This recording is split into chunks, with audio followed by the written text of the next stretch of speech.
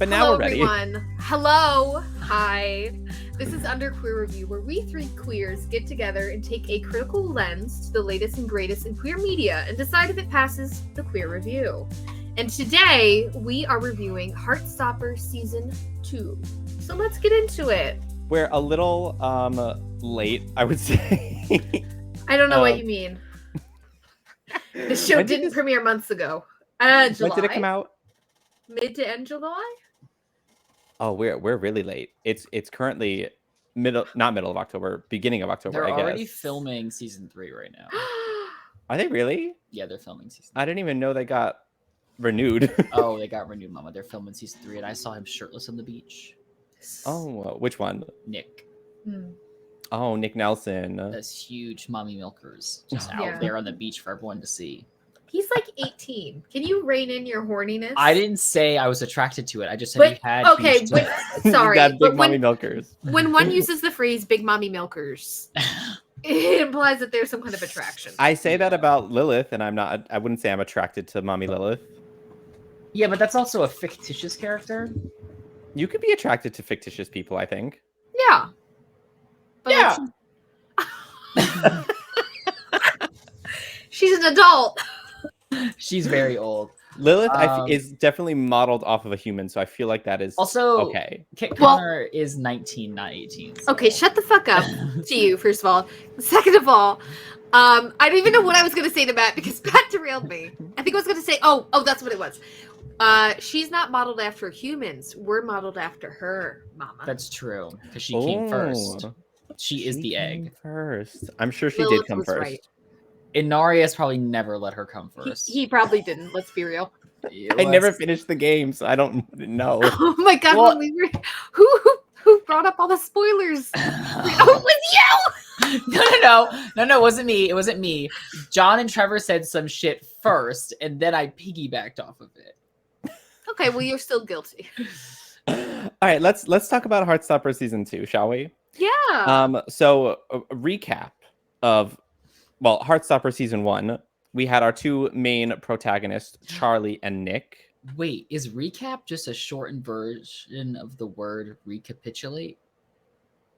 It could also be recapture, maybe.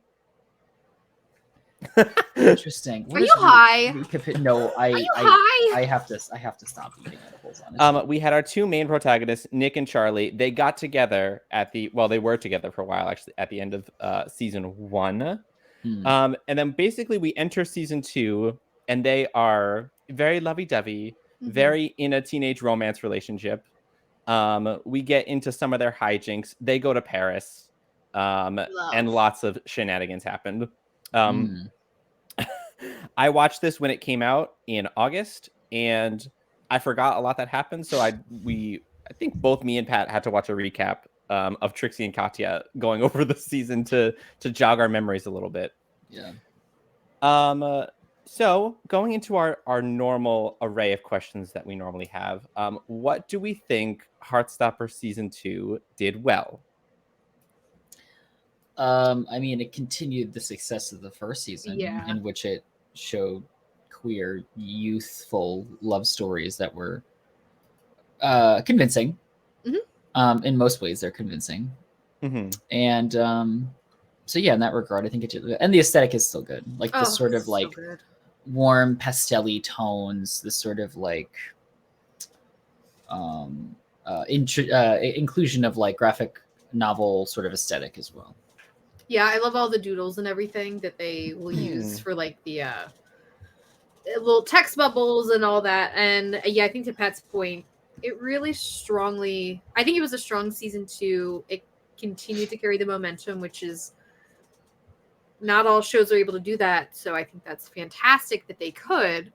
And another thing it did well is, of course, the diverse cast. I feel like especially with season 2, we continue to grow and learn more about some of the secondary characters and their developments, especially in terms of inclusivity of LGBTQ plus identities, was really great.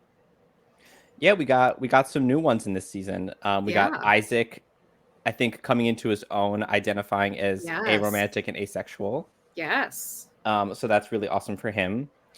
And then we had, what's her name? There was another character that came in and said that she was bisexual as well. Oh, the one who Imogen might have a crush on? Yes. Yes. The guitarist or bassist? Yeah. I forget her name, if she was introduced in season 1 or not. She wasn't. She was a new cast member in season 2. Okay. I feel like this season is like the Empire Strikes Back. Yeah.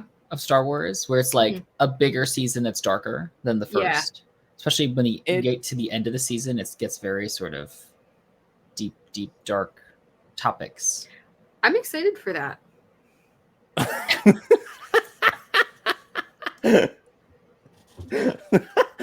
Okay. So like, I mean, in the sense that I love the lightheartedness of Heartstopper, and I'm really curious to see how they delve deeper into deeper topics. I mean, eventually you kind of have to grow up a little bit and face harder topics. And I think even as teenagers, and the show shows it, you can come face to face with some pretty tough things, such as obviously coming out and all that other garbage that they do so well, but also all that other garbage. Yeah. All that other garbage. Coming out, blah, blah, blah, whatever. Yeah, whatever. Choke. But also things like, like eating disorders and self-harm and sort of like, I guess, body dysmorphia in some ways as well. Yeah. Mm-hmm. Yeah, I think the season definitely took a bit of a darker turn, especially towards the end. I said especially that time, not especially. I made sure of it. I don't think you did. Did I really say it wrong again? I'll go back and rewatch it. Yeah, to clip over it. But I think it still keeps the like Heartstopper again lightheartedness as it usually does. Lots of very fun scenes of them in Paris running around, being happy and being queer. And that is one thing that Heartstopper is really good at doing, just like showing queer people being happy, which I think is something that there's not a lot of. Nope. It's usually queer people being traumatized quite frequently. So it is a nice change of pace to see like kind of happy and healthy relationships. I agree. Do we think that the season did anything poorly? I mean, this is a question we have later on about the more like sexual content of the show or lack thereof. And I think we could save that for later. But I feel like besides that, Let's do it. You want to get into it now? Let's do it. Let's do it. Okay, well, they're not fucking. And I understand the show should like gratuitously show raw dogging. Like that's not what I'm not asking for that. I don't want to see that.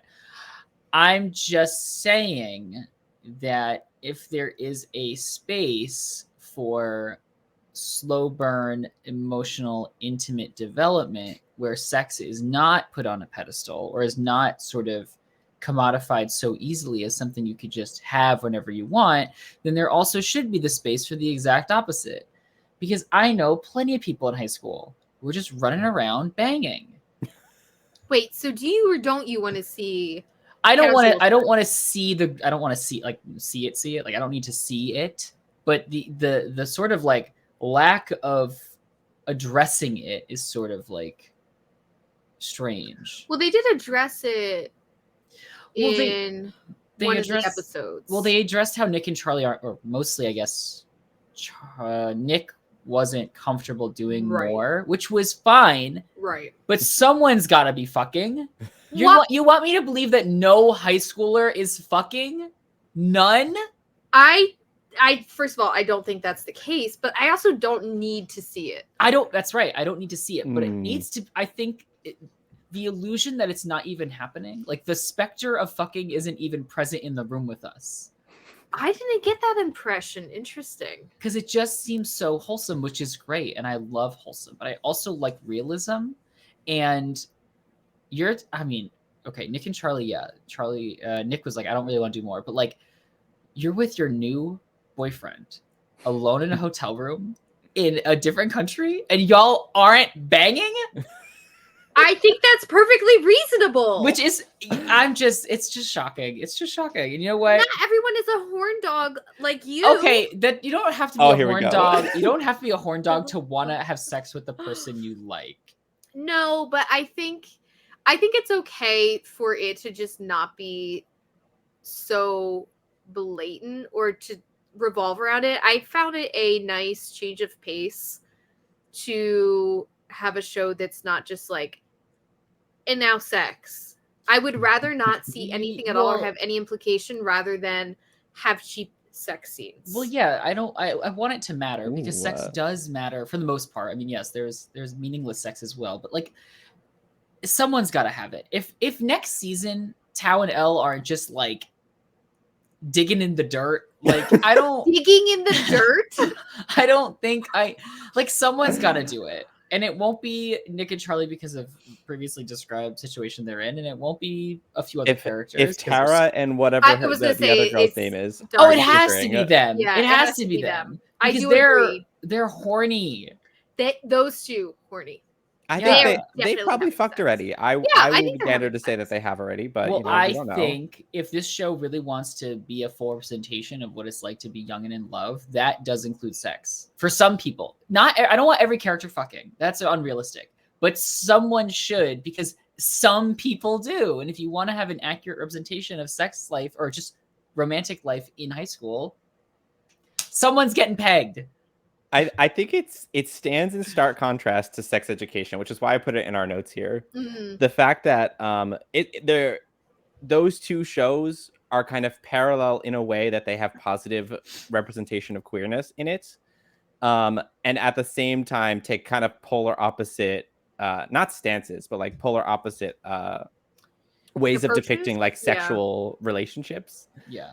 Whereas in Sex Education, they literally just throw it in your face and they do it the whole time. Mm-hmm. But that's like kind of the message of the whole show, right? They're trying to show how sex can be positive and how we should be teaching about sex. Yeah. As opposed to this show where it's kind of like, oh, let's take it slow. Like, we don't have to. So if those two shows had a baby, it would be the perfect show. Yeah, it'd be perfect. It'd have so much representation. There'd be a healthy balance between like emotionally and physical intimate interactions. And Netflix would give it 2 seasons and then cancel it. Well, I mean, we don't want what was the most recent season of Sex Education, the 4th one. Yeah, I haven't. So we don't want those writers involved though. Well, Matt hasn't seen it, so don't say too much. Jackie's telling me it's bad. He's already spoiled for Diablo 4. He doesn't want to be spoiled for Sex Education season 4. That's all I'm gonna say. I will say that I think the relationships are more positive in Heartstopper, as in they're less toxic. I feel like the relationships in Sex Education are more toxic. Yeah. But the message around sex is better. But anyway, I don't think that the show necessarily. I don't think that Heartstopper necessarily needs to get too into sex for it to be a good show. Mm-hmm. Yeah. I think if it wanted to be realistic, it could at least mention it. I don't want to see how the sausage is made. That's not what I'm asking. That's not what I'm asking. I mean, I want to see it. They did mention it though, and I think they did. Eventually they will get into it. I think maybe not right away. Well, I believe the graphic novels do get into it. That's what I was going to ask. I think they do, right? Okay, well. Then I'm fine with the slow approach. Like I'm of the opinion it doesn't need to do it, but I'm curious to see where it goes. I'll just put it into this perspective. It took 2 seasons for them to sort of make out on a bed, to really get hot. Someone get a hickey. And someone get a hickey. And then they acted like the hickey was like the scarlet letter. It was a sign of the plague. And I was like, and then Tao got upset too. I was like, this is nothing. This is like, and also it was like this big. Yeah. Like, so tiny. I do think that we need to like reorient ourselves because we are, almost in our 30s. Right. Jackie is in their 30s. I was gonna say almost. We're here. Me and Pat are almost in our 30s. But anyway, these are teenagers. I think the perspective around sex and like doing that sort of stuff is different in high school than it is when you're not in high school anymore. Yeah, I thought that was, while it seemed over the top to us, I very much remember, you know, like parties and situations similar to that happening in high schools, being like, what are you doing that you got that little... It was a curling iron. It was a curling iron. I swear. I have no hair. I'm bald. Yes. But I was curling iron. I was curling. I was just curling everybody. Interesting. My first hickey wasn't until I was like 22. Well, that's why I tell the guys, I'm like, it's just leave it anywhere below the neck. Anywhere below the neck. Oh, yeah. I don't care. It could be anywhere on my body, just below the neck. Mm-hmm. Yeah. And then my fucking abdomen looks like checkerboard or something. You can play chess on it. Yeah. Knight to E4. Yeah. There's just a big, huge hickey there. Wait, isn't that the quote from Harry Potter too? Knight to E4. Yeah. I'll take. What does he say? I fucking forget. But it's like going around right now. Yes. I'll make my move. I'll make my move. Oh god, I Do fucking it, Harry. hate that audio. Fucking hate that audio. So you hate trans people? No, I think I'm being actually positive for Transphobic. trans people. Okay. Because I hate the Harry Potter audio. No, therefore I hate J.K. Rowling. I was talking to Jackie, who brought up the audio. Oh, okay, right, yeah. Sorry, Jackie hates trans people. Correct. Yep. Okay, question for everybody. Mm-hmm. Out of all of the couples that we saw in this season, Yep. Who was our favorite couple? I guess you could exclude Nick and Charlie. You know what? Include Nick and Charlie. Who was our favorite couple? Nick and Charlie. Okay, and then excluding Nick and Charlie, who's your favorite couple? They're the stars of the show. We could ask about the other couples. Yeah, but I love them. Let me see. We have Tao and Elle, the lesbies, the teachers. Yep. The teachers. Ben and Charlie, they're not a couple, but they had scene. Imogen. They had a scene. They had a scene. Imogen. And Imogen and that one other girl that I can't remember her name. The musician. Who are not a couple. What is her name? Not yet. Hang on. I think it's Munchma. Munchma, what's that? Munchma Coochie. Oh god, are they related to the Lingus twins? Yeah, it's by marriage. Wow. Connie and Twice Anna. removed, yeah. Twice Hang removed, on. yeah. Oh god, who else is there? That's kind of it, right? I mean, not Charlie. Ben and Imogen were a couple. That's right, they were a couple. If you like that, I didn't like that. Why did is she not like on that. the cast list? she might be so just. I really think she was just introduced in that scene. She maybe have been or like one 2 other scenes scene. ago. Sahar.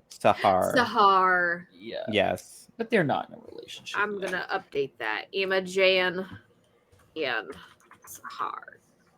I liked the teachers. The teachers were really funny. I thought they were. It was nice. It's a great parallel to like young queer love and older queer love, particularly Farouk, who was openly like, I didn't get any of this growing up. I didn't get jack shit. And some people do that. Some people go their whole lives, either they're not out or they are, but they're afraid to, maybe not even afraid. They're just like not in a scenario where they can be, you know, whatever themselves or just, and it's just so nice that, and the moment they were on screen together, I looked around and I said, bag. Yes, same. I looked at those two and I was like, somebody's gonna be sucking someone else's dick. I'm just saying. Stayed in the same bed. First of all, we didn't even see that because, of course, not even the two adults. We know what happened, though. I know, but not even the adults can just plow. Please, again, plow. you keep saying, but Please it was so explicit, and now you're going back and saying, but you wanted to see it. Please plow. So you maybe like a little bit more of an indication that it was okay. So I think the scene was need like they go back to the room and he's like, you could stay in my bed tonight. And then they kind of like embrace. Camera pulls away. Camera pulls away. Yeah. And then camera pulls away, and the key grip comes in. They change the scene, and they're done. Yeah, I'm fine with that. Yeah, I do love it though. Have had a little bit more of an indication that something was about to happen. But why? They did include more explicit things this season. For example, they last season they did not call out any alcohol. Like we know it was present at that one party, but they didn't say anything about it. They were just like, oh, it's juice or whatever. This season, they explicitly say, like, this is alcohol. We're taking shots. Like, so they bring that into the We're getting lit. We're getting lit. We're getting lit, which they didn't say before. Darcy gets so sick she throws up all in the sink, all over someone's dishes. Hey, that sounds familiar. Wow. Did she have the decency to at least wash them? Because I did. I don't think she did. I don't think she made it Oh my that god, far. chunky McDonald's double quarter pounder with cheese all over the dishes. We got No, dogs barking in the really? background. Yeah, it was that. That's so upsetting. But she did get sick. She did get very drunk. Yeah, she threw up on the bed, I think. I think so. She had a food poisoning. But Where yeah, were the we? teacher's fucked. We knew that. Pat, who was your favorite couple? Not Tao and Elle. That I was gonna say. For me, it's not Tao. Not Tao and Elle. You don't like Tao and Elle? Towel. Towel. Towel's a great name for them. Get the towel, girl. As I walk away to get the towel. It's 80s hit. Come on, Eileen. Come on. Someone get her a towel. It's an 80s hit. Come on, Eileen. I like moments of those two characters. I really like Elle. I could find myself a little bit annoyed. Sorry. Really annoyed with Tao. And part of that, I think, is an experience difference. Kind of like with the Hickeys, too. Like, his naivete and youngness could, at times, just be a little bit challenging to my patience. Okay. I think one thing about him in particular, especially when he was saying things like, "Oh, you're gonna like leave me for your new friends." Yeah. At first, I was like, "Girl, get over it." But then I was like, "Oh, his dad died." I was like, "Oh, he doesn't like people like leaving him, right? His dad's dead." Yeah. Yeah. And I was like, "Oh, okay, so like that makes he's got trauma." So I kind of understood, but I also know their relationship was not my favorite, honestly. And this is a cop out. I'm not answering the question the way it should be answered. I love Charlie and his sister. That is absolutely a cop out, but it is a cop out. It is a cop out. Yeah. Her so fucking funny. unbridled rage towards Nick's brother. Yes. Like when she said she stopped, grips his hand at the table, and she goes, "Don't you dare!" And I was like, snatches it. Yes. I was like, oh. I wanted that scene to be 5 minutes longer. I wanted her to turn to him and then just say the worst shit to him possible. Yes. I wanted her to take a fork and just stab him right in the cock. I actually didn't want that scene to be longer though, because that scene made me very anxious. I don't want cock stabbing unless it's my ass. You said stab his cock with a fork. You can't look at me confused when I say that. Of course I can. Of course I can. I can make whatever face I want at you. Women's rights. What'd you say? Colden's rights? I said women's rights. Okay. Let's talk about our favorite scenes. What? No. Wait. What happened? We're not done here. Pat didn't finish his thought. And second of all, Matt, did you say your favorite couple? Yeah, I liked the teachers. That's why I said that. Well, I just want to, because we're already at Nick's brother. We might as well just talk about Nick's brother for a second. Okay, and how he's a huge bitch. So I was wondering, does anyone have a Nick's brother in their life that made coming out in general or their sexuality horrible? Thankfully, no. Because those people are so oppressive and complete bullies. I'm very glad that I didn't have that. Yeah. I had people make offhanded comments about gay people before I was out of the closet, but not while they knew that I was gay and then still making those comments. Like that wasn't an experience that I had. But, before you come out of the closet, people will just be openly homophobic to you because they don't think it's a problem. So I did have that occur. Yes, right. Multiple different family members from across my entire family. But no, not afterwards, I would say. How about a Charlie's sister, someone who championed and protected you? Well, that's depressing. That's fucking depressing. Guess that's a no from Matt. No? I don't think so. Did I not do that for you? Well, I don't think you needed to protect me against people like being homophobic. Like, I don't think that's something that ever happened. But like, did you have anyone stand up for you for like to like a bully or like anything like that? I don't think so. Yeah, I don't really think anything like that happened on my end. It was mostly everyone just bullying me. I think that especially in our generation of growing up, I think that when one person is experiencing like a marginalization of some sort, people have like this group mentality where you also don't want to be marginalized as well. So you kind of just like join the majority group in whatever they're doing so that you don't receive any of that brunt end. I feel like, at least during our time of growing up, I feel like that was a thing.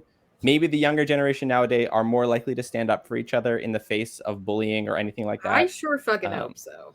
I sure hope so too. But from my perspective, it seemed more like everyone would pile on as opposed to anyone standing up for any one person.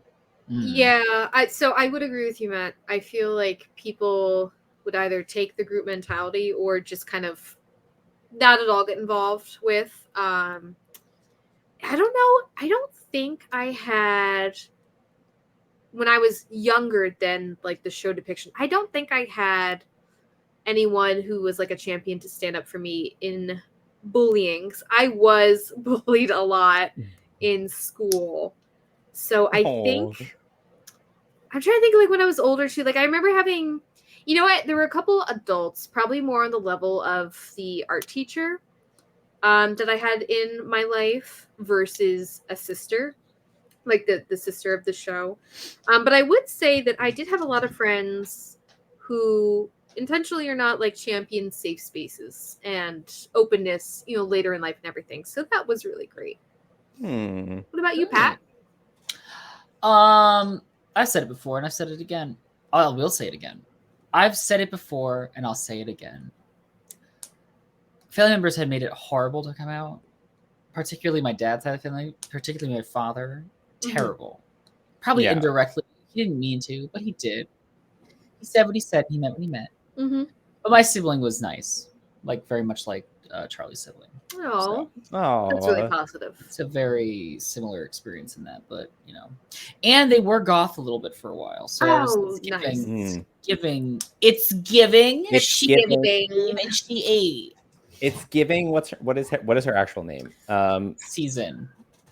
It's giving season. No, what is the sister's name? What is Charlie's name? Abigail. What is the sister's name? Morticia.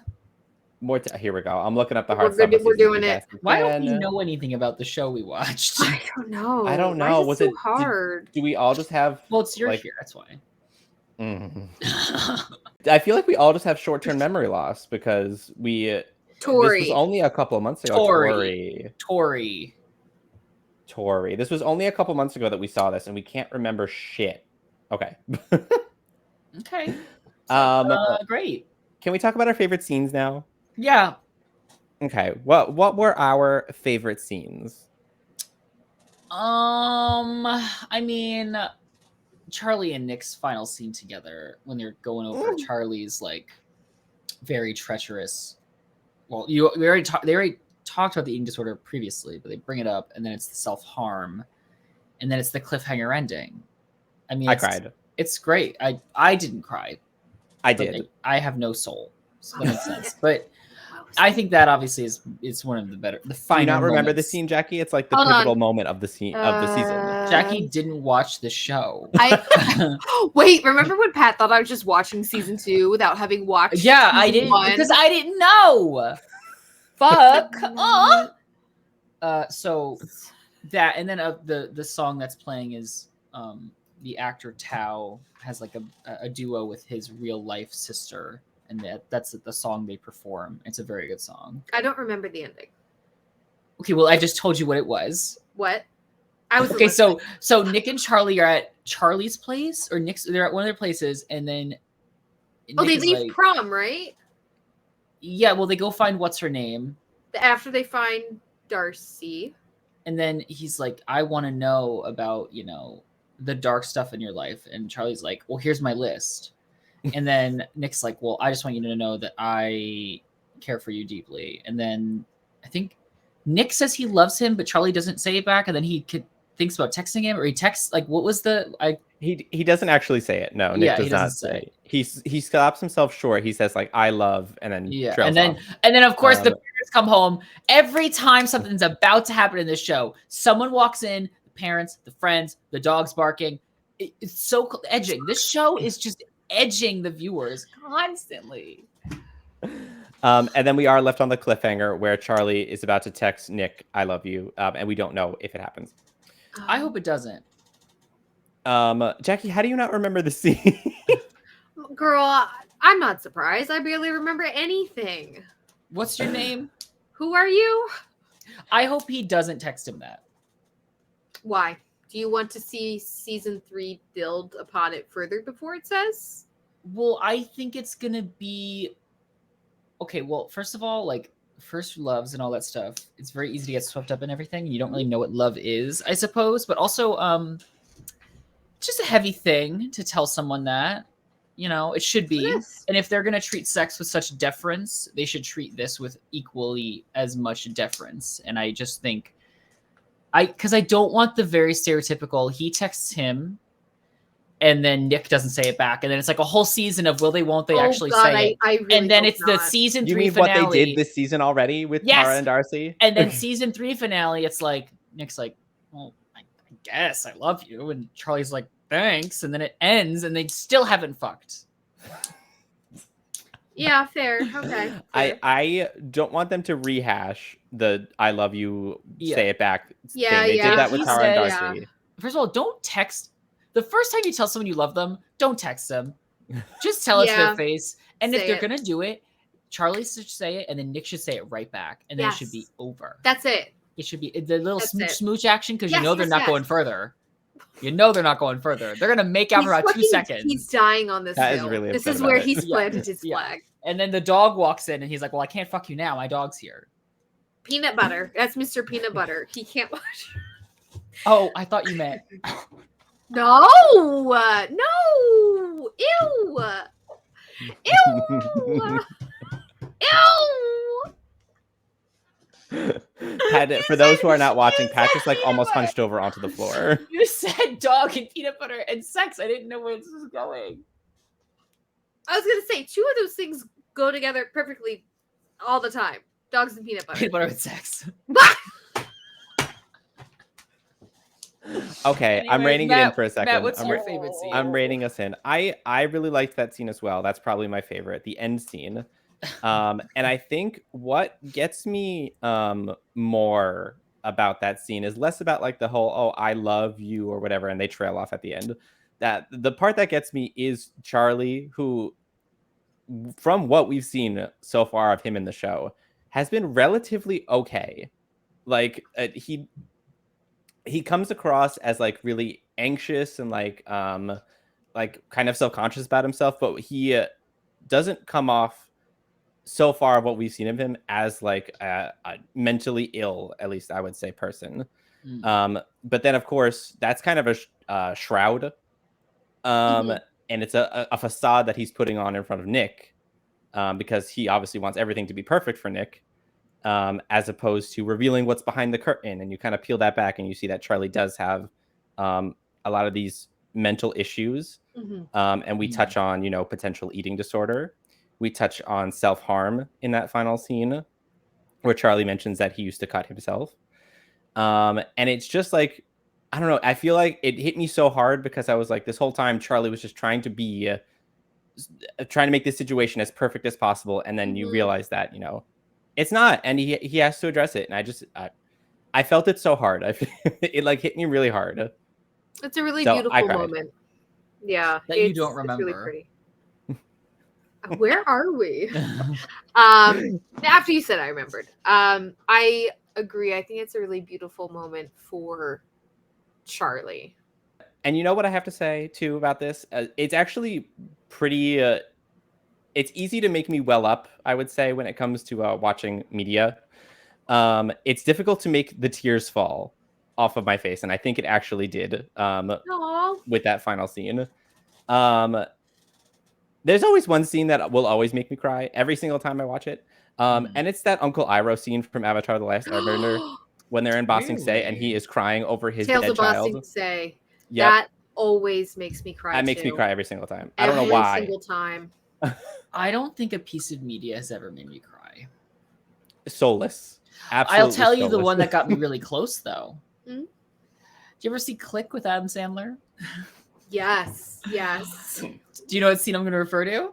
Probably the end of the movie. Yeah, he's dying in the rain, trying to scream for his family to come back for him, and he can't because he's ill. And he's like dying in the rain alone, and they finally get back to him, and he has like a connective moment with them before his whole life resets again. And just the idea of like I don't know, like the inability to like shout and like not being able to actually convey what you want to convey to people, and your whole life is like you're about to die. It's just horrible. Mm-hmm. I didn't cry though. It brought me to like the edge of tears, but I didn't actually cry. that is the piece of media that I have real trauma that makes me cry. I don't need to be crying over TV. All right. Okay, slay. But yeah, Matt, Uncle Iroh, when he starts to tear up as he's singing, it's over. Every single time. It's fucking over. Every single goddamn time. I don't know what it is about that scene. Even if like I have no context and I just watched that clip of him at the end, still it gets me. I'm like, sad. What the fuck? Yeah, that's great. Okay. Very important. Wait, did everyone say their favorite scenes? Not Jackie. No, I didn't. It's because Jackie doesn't remember. Yeah, who are the main characters? Oh my god! Shit, that is. I've done that before though. I really liked Nick standing up to his brother. I think that was one of my favorite scenes. I liked when he finally stood up. It felt like he was really claiming his identity and showing more of himself, being ready to show more of himself to the world. Was really profound. Yeah. And not like, having a deadbeat dad who doesn't pay attention to him at all. Like, that's sad. Yeah. And he's just like, I don't care about you. And I was like, slay. I'm glad he said that. I heard it. We heard the howling, yeah. You heard the howling? Definitely heard it. I love those scenes as well. That was really sad. I think those were some of the scenes that impacted me more as well, was Nick's scenes with his father and how much he wanted that attention at first, but not knowing what to say. And then eventually just kind of letting go all of those expectations and the baggage. I was very proud of him. We should have 2 more guests in the pod. Can you bring Cody and Axel up here? Yeah. Can I talk about something I didn't like from this season, actually? Yeah. Because I think I missed this when we were talking about what the piece of media did poorly. I don't like how they eventually come. When they eventually come, they don't.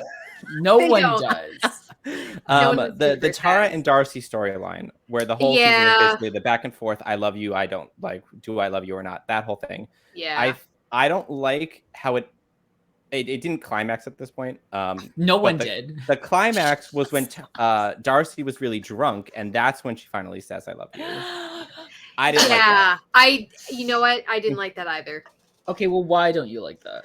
I don't like the crutch of alcohol, for one thing, for such an important moment for that character, especially as we got more backstory, a lot more sad backstory for Darcy. So I didn't like that was, the crutch there. I wanted it to be more significant, because now we don't know. I don't think that happened pretty late, right? Like, we don't know if she remembered, like if she'll remember that she said that when drunk.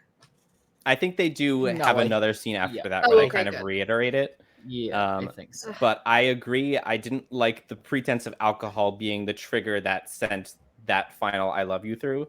I would have rather it have been some other trigger, like realizing that Tara is so great, and then finally saying it. Like I didn't like that being the trigger. I don't think it's because she doesn't think Tara is great.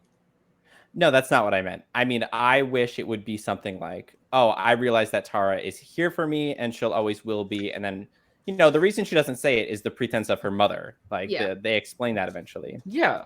I don't think overcoming that should have had alcohol involved. That's just my opinion. Does that sully the experience for you? I don't think because when you involve alcohol in saying something, it's almost like you're bringing down a barrier that wouldn't have been there if you were sober. Or did I say that right? That would have been there if you had been sober. Yeah. That would have been there if you were sober. Yeah, what's wrong with that, though? What do you mean?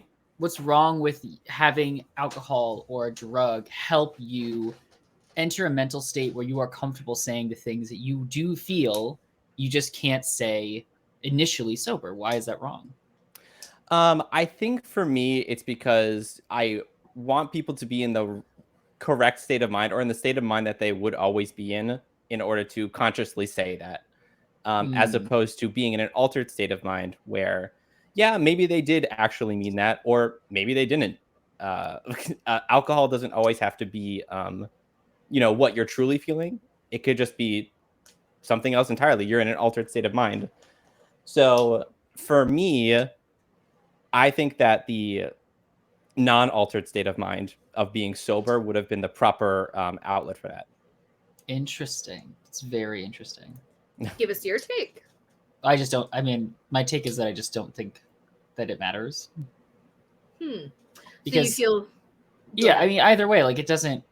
She probably knew she loved her and just couldn't say it out loud sober. If she had to get drunk to say it once, I don't think it matters.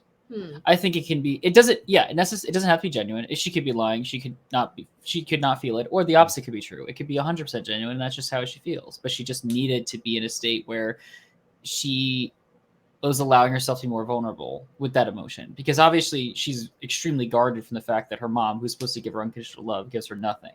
Yeah. So any sort of love, whether she's giving it or receiving it, is something she's going to be guarded against. So to be in a state where she was comfortable allowing herself to express it, good for her. Slay, mom, slay. Slay. She ate.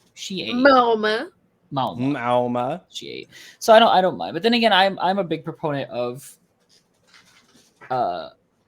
altered mental states to achieve better understanding of your own self. I think from the rocking chair sound. I know. I was trying to pause it as I started speaking. I couldn't find the WD-40. I go back and forth because on one hand, yes, I think that substances, etc., can be used to help you overcome feelings to speak. And part of me also is like, well, alcohol is a crutch. I find that a trope, but at the same time, going back to realism and or teenage experiences, that is a common factor, especially with like parties and stuff. So I get it. You get it. I get it. We all have our things. What are we going to talk about next? Tao's hair. What about it? Well, it's gone now. I was so glad that those ski slopes were just fucking gotten rid of. Yeah. It's also like I don't even get the inspiration behind it. I don't even understand. Is that a real haircut that people have in real life? See, I was wondering too. I was like, I don't know. It's European. I don't know if this is an everyone else has trend. Lovely hair. I don't know if it's a Gen Z thing. Couldn't tell you. Elle's hair, amazing. Everyone's hair, love it. Yeah. I think that the original, I don't know the exact hairstyle, but the original purpose of Tao having longer hair was because he was kind of doing it in solidarity for Elle, because when Elle was originally at the boys' school, they kept like giving her detention or like kicking her out for having long hair. So Tao, like in solidarity, grew his hair out in kind of like protest. Yeah. So I think with that, I don't know if they made that really explicit in the first season. But why the slopes? I don't know why the slopes. I'm giving context for the long hair. I don't know why the slopes. Because like I feel like after a while you get long hair, your hair just falls. Especially if it's not if your hair doesn't naturally have kinks or curls in it, which his doesn't seem to naturally have that. So I'm just like, why this? Cindy Lou Who? Like he wakes up an hour early every morning and puts 2 rollers iron. in. Yes. Yeah. He goes to sleep with 2 rollers, like, yep. and cucumbers on his eyes. Yep. Interesting. Yeah, that is really interesting context. I don't know if that was made explicitly clear. Yeah, so I was really glad to see him cut his hair because I found it at times really distracting from his actual character. And some of Tao's experiences, like I said, had just made me a little bit annoyed. But I love that he and Elle finally got together. They painted out to be a bad thing, though, initially, at least, the haircut. Because Elle is basically like, you didn't have to do that for me. Yes. Like, why are you changing yourself for me? Yeah. How did we feel about that whole part? If he likes it, he likes it. Like if for example, like let's say next season, if there's like a time skip and he goes back to having long hair, great, like perfect. But if he likes it, he likes it. I think trying to reinvent yourself doesn't necessarily have to be a bad thing if someone else catalyzes it. If you do everything in your life for someone else, then maybe I'm only dressing in red because my partner loves the color red. It's like, all right, girl, like give it a break. Calm down. Calm down. If you're cutting your hair because you want to feel like a new you and you want to have confidence, then that's perfectly fine. It's like wearing makeup. Yeah, I think that the date that they went on, horrible. Yeah, was more like spoke more towards that, where he wasn't himself at all versus his haircut to me rang more along the lines of trying out a different version of yourself to see what it feels like. Yeah. So I like that part. I'm very curious what they're going to do with his character in the upcoming season. Mm-hmm. Because I'm assuming we're going to see Elle go off to this art school. Yeah. Because she got in. Yeah. So now I'm like, okay, you just started this relationship between these two characters. So what's next for them? I'm very curious. Do you have any predictions? Well, girl, watch Sex Education Season 4 and you'll fucking see. Girl. Okay, work. None of you have seen it, so you don't have... Well, I told Jackie. You told me about it, but... I think if that happens, it's going to be a fucking stupid-ass long-distance relationship thing. Oh, that's... There's so much, like... Because there's going to be... There's such a lack of foundation between them as a relationship. There's going to be so much sort of like questioning the validity of the relationship, so much like worry about whether or not it's like going to work, or trust, no lack of trust. He's going to be scrolling on Instagram. He's going to see a picture of her with some other man and he's going to lose it, and vice versa. Yep. And it's going to be so annoying, but they are children. So that's what children do. Yeah, I get it. You got to have that backdrop. So annoying. And I don't want to see that. Get the fag off the TV. I'm not watching that. What other predictions? What do we think is going to happen in Heartstopper Season 3? Well, my prediction for Tao, I think he's going to end up leaving as well, or like somehow like not going necessarily to the same art school, but somehow being involved in the arts and everything. Whether it's with Elle or not, I think could be successful for him and his character arc either way. Because he takes a lot of photography, right? So I think at a couple points they had touched on his photography skills. So I thought that was leading to a illusion that he would end up pursuing his artistic talents as well. I really hope they don't do, as Pat said, the long distance relationship thing. Also, I think that'll go poorly. I don't think you should move for your person. Like, I don't think that young changing schools. Take it from someone who did it. Like, don't do it. Don't do it. I did. Really? College? Yes. Did you not know this? No, I didn't know that. Oh yeah, girl. It's a whole shit show. Oh, don't do it. Just don't do that. Just don't. Be a well-established adult before you do shit like that. All right. Be a well-established adult. Don't do that. Yeah. Don't do that. I am curious where they're going to take Nick and Charlie next. Because hopefully now that in the we've bedroom, holy hopefully shit. to the bedroom. No, we've gotten over this hump of like Nick coming out, right? Which is like kind of their whole story for the whole thing. It's the problems. No one's getting over the hump. No one. Fuck.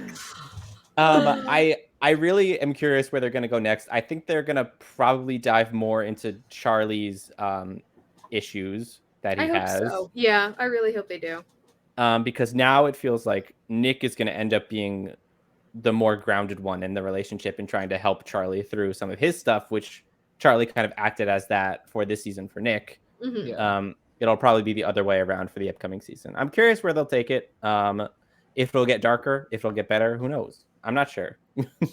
Oh God, yeah, but the whole fucking Charlie going, I'm gonna protect Nick from everything. Yeah. You can't even protect yourself. You're a child.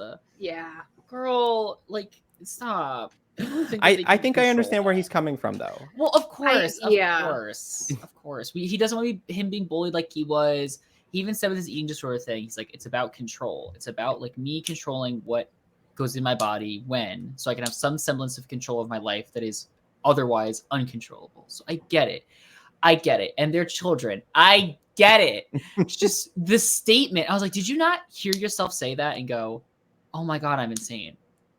Like, oh my God, that was so delusional of me to say that. Did no one clocked that? And the sister was like, Yeah. Sure you are. Sure, Jian. I'm going to go away now. I'm going to go lock myself in my room and listen to death metal. God. I hope she does. I really hope she does. Never mind. I think I know what you were going to say. I don't know what he was going to say. Sanding it down. Just sanding it down. That is exactly Someone's got to be having sex. It might as well be the sister. Yeah. Masturbation's very healthy. And that was a point that you was at Matt in the notes, Charlie's naivete about Nick's coming out and wanting to protect him from the bullying received. Is it rational? Yeah, I do understand where it's coming from, being that he had such significant trauma, but it is not the most realistic desire. Whether or not a person knows that, especially one who is so infatuated in their puppy love stage. Puppy love. I was like, puppy love. He said peplum. Would you call me? Monkey picked oolong. Yes, I agree. Yeah. I think it's going to be interesting because, like I said, it feels like Charlie's got all these layers that have not been peeled back yet. Onions are like layers. Onions are like layers. Or what the ogres hell are did like you just say? Ogres are like onions. What's the quote from Shrek? What's the quote from Shrek? Ogres are like onions. They have layers. I think that's onions. That's it. Ogres are like layers. They have layers. What? No, I just think we have not gotten through all of Charlie's barriers yet to figure out what's going on. I'm very excited for that. And I think the biggest part that kind of illuminated that when you're watching the show is when Nick is asking Tao about the bullying, and Tao is like, well, yeah, he didn't talk to me about it either. And you're like, yes. Oh, yeah. Tao was supposed to be Charlie's best friend, and he didn't even tell him about it. So like, you come to realize like Charlie's this very like closed off person who's like kind of burying all of his trauma, and we're kind of like slowly peeling it back to kind of unpack that. So I'm very interested to see where they take that in season 3. Yeah, especially because from what we've seen, Nick's mom, Olivia Colman, lovely actor, is a really supportive force in Nick's life, and they're very close. And in contrast, Charlie's parents just kind of seem like they're there, and they don't really have like Charlie's mom understanding or relationship of either of those children. So that sucks for Charlie to have, that fewer of a support network. Did we talk about how Charlie's parents was like if Nick's over, keep the door open and no sleepovers. Yes. And then Charlie was like, what are you talking? I was like, they're your parents. What do you think they were going to say? Like, what do you think? You know what? Charlie should have been like, but Mom, we're not fucking anyway. No one does. No one in our school has sex. And then the mom turns on and goes, we don't even have sex. You are artificial You're in vitro adopted. fertilization. Oh. Yeah. In vitro fertilization? I think it's time for us It could to be in vitro. I didn't like Charlie's mom that much. Yeah, she wasn't. I didn't like the dad either was a of them. little tepid too. The dad didn't really do much. He was useless. Much like all men. But yes, exactly. And then at the end, he was like, kind of seemed like he was disagreeing with the wife and wanted to be vocal about it. Up until then, useless. Useless. I felt like the mom was a little overbearing, though. Charlie did need to do his fucking homework, which he wasn't doing in the very beginning or whatever. Which I also don't like how that was resolved, but that's another thing I think. How did that resolve? He just got his grades up, right, for a bit, or like there was this whole plot line. There was this whole plot line where Charlie wasn't doing well in school because of A, his relationship with Nick, and probably B, his other issues. But the way it was resolved was just he sat down, struggled for a little bit, and then wrote the paper. And then he was like, okay, I'm good. I feel like there wasn't like much resolution there. This show is not interested in the school aspect of their lives. It's not. It's just academics. It's the only thing they're fucking is the academic. But no, it's way more interested in their personal lives, obviously. So I think introducing the you're seeing Nick too much, your grades are slipping, makes sense, but it's also like, well, don't bring it up unless you're really gonna show us how the plot really shakes out. Yeah. I felt it wasn't like they kind of brought it up and then they kind of brushed it off. Like I thought it wasn't resolved, but can't win them all. I don't think so. No. Important question. Mm-hmm. Yes. Comparing season 1 of this show to season 2. Which did we like better? I'm going to give a hot take. I think I liked season 1 better than this season. Tell us more about why that is. I think that I just liked the plot more in season 1. I think it was more well paced. Whereas the season 2 plot, I just kind of like the main season 2 plot was again like kind of Nick's journey to coming out. And that didn't resonate as much with me as the season 1 plot, which was them getting together and falling in love in the first place. Like I think that was more. I mean, I like both seasons very much so, but the season 1 plot I think just resonated with me more.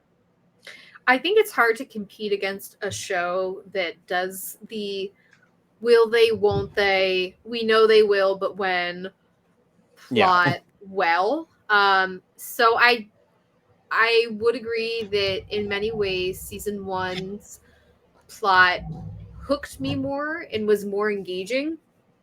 But that being said, there were other elements of season 2 that I liked a lot more. I liked, getting to know that Charlie had some issues and getting to know what his home life was like and the newfound freedom in, connecting with your friends about being LGBTQ and having those safe spaces. Like when they tell the bullies no, like you can't come to our party, get the fuck out. Love. Love. When Imogen yells at Ben at the dinner table. Oh, slay. You don't have to be such a bitch, Imogen. Another great scene. I was like, oh, okay. Damn. Forgot about that. And then the one homophobic guy is like, what the fuck? Why would you say that? Who? What's his name? Harry. Oh, yes. Even the initial guy who was bullying them yeah. was like, why'd you call her a bitch? Like, yes. And I'm like, okay, character turn for that character, I guess. Yeah, I was like, okay, maybe you'll not be such a huge prick by season 4. Who knows? So, yeah, there were parts of it that I liked about both. And in a way, season 2 feels like, honestly, maybe a stepping stone for even bigger and deeper things. Like, it felt like we were just kind of getting there. So, yeah, there were parts of season 2 that I liked more than season 1. Mm-hmm. What about you, Pat? I think I like season 1 more. I found myself way more frustrated with season 2. Mm-hmm. And maybe that's just all the because edging, all the goddamn edging. Well, that, but also like maybe it's just the glossiness of season 1. The veneer had rubbed off by season 2, where I was like, okay, I get it. It's really cute. It's very wholesome. But like, give me more. And then it did in some regards. But I think I found myself still frustrated with some of the characters and some of the choices they made. Whereas season 1, it's sort of like this perfect. Not perfect. It wasn't perfect. It was more just fresh and wholesome. Mm-hmm. So it had sort of this rose-colored glasses on it when I watched it. Fair. Very fair. On the note of frustration, I think Tara and Darcy's relationship. If we had like a favorite relationship, most frustrating would actually probably be Tara and Darcy for me. Well, I was thinking about that. Most frustrating. Okay. You think their relationship is most frustrating?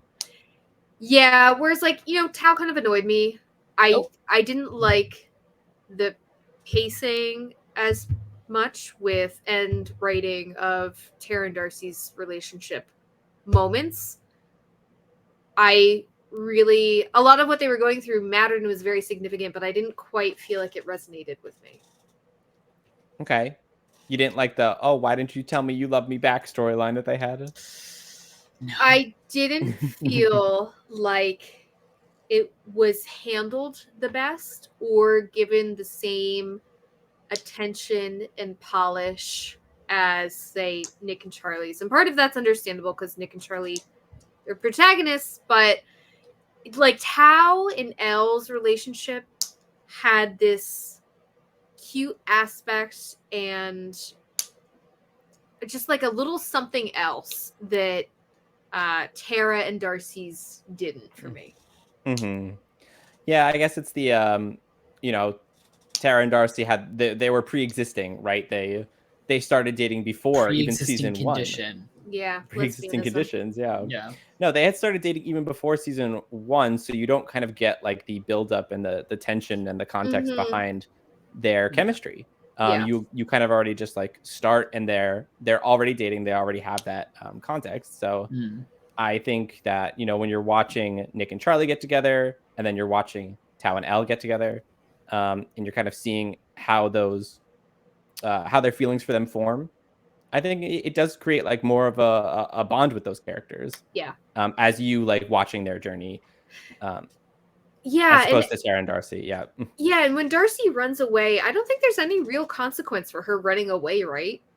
They just kind of, they're like, we get it. It's okay. Like personal consequence? Yeah. Like after they find out, right? Yeah. It's by the end of the season. So who knows what ramifications are actually going to unfold. I mean, she didn't. I feel like she was like almost forced out. I know she wasn't forced out. I know she did it on her own. No, she was kicked out. I think her mom said like, get out of my house or something. And then she left. Yeah, but doesn't she blatantly ignore all the texts and calls? No, her phone had died. And she couldn't charge it anywhere because she was outside all night. She was outside. Yeah. But then again, why couldn't she just go to someone's house? She knows where people live. She could have, yeah. I think she's called out on that. Like Tara was like, yeah, why didn't you just come to my house? That's the part that I found kind of frustrating, is that there almost seemed like there was no follow-up on Darcy's lack of communication or like trying, to reach out to Tara, because clearly she had stayed over at Tara's house before because there was that one scene. So yeah. I mean, it is kind of like it I don't want to say embarrassing, but it's probably like maybe Darcy doesn't want to involve other people in this traumatic thing that's happening with her family life. So I think I can kind of understand that, but yeah, the lack of trying to communicate with people who are probably looking for you and are worried about you was definitely frustrating. Yeah. Big slay. So we all said which season we liked better. I think we did. I think most of us said season 1. Yeah, I think all of us said season 1. I kind of took a cop out of saying they both did good things. Yeah. Okay, well, there are good people on both sides. Oh no. Well, lives matter. No. But I think we've gone through all of our questions here. Does anyone have any other burning other things that they thought of? Well, I got a burning, but I'm gonna go to the doctor for it. Don't worry. Okay, here we go. Here we go. Okay. All right, let's see. Does it pass the queer review? Pat, yes or no? Oh, of course. Was there any doubt? Was there any doubt? No, there wasn't actually. I'm pretty sure you were going to say yes. Yeah. What about you, Jackie? Does, of course. No. We all know that they're lying. It should have done more.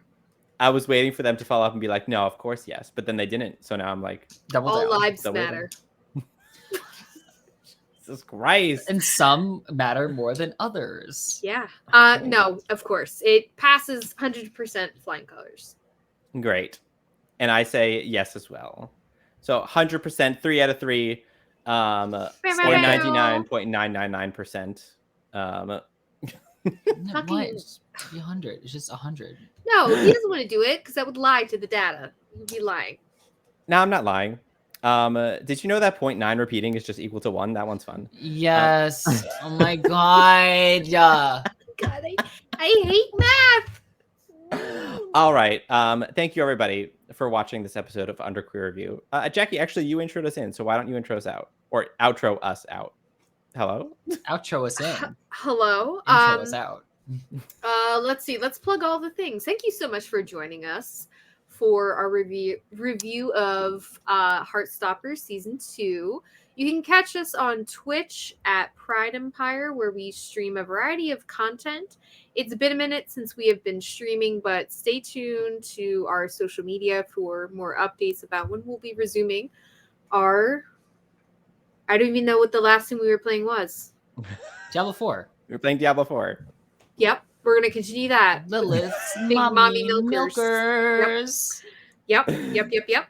I honestly don't know what else I'm supposed to say because it's been so long since I know. It's been so long. We haven't done this in a while.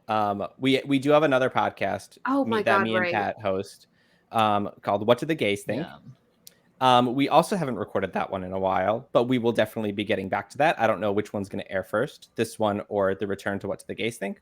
We'll have to see, but very much stay tuned to that one. A link to it will be in the description. And yeah, I mean, follow us on all our socials. We'll have a link tree in the description where you can follow us on all the different social media platforms, and you can get us some updates. We haven't really been posting much recently, and I don't know if we're going to return to Twitter/X because it's kind of gone down an interesting route. Hate space, yeah. So we'll see, but you can find updates from us. We frequently will post them on Discord. Is probably the best place, honestly, to get our updates at this point. But yeah, that's gonna be it. So thanks everybody, and I am Mac Lubeck, and I'm edging. I knew you were gonna do that. I fucking knew it. I'm edging the whole season. I'm edging. That next season better have someone better come. One orgasm. One orgasm. Just one. Minimum. Even a nighttime emission, I'll take that. Oh, that would be interesting. Nocturnal emission. Yeah. And I'm stabbing Nick's brother in the dick. With a fork. Yep. And you're gonna roll it up like linguine. I would. I fucking would. I Tiger would. All right, goodbye. Goodbye.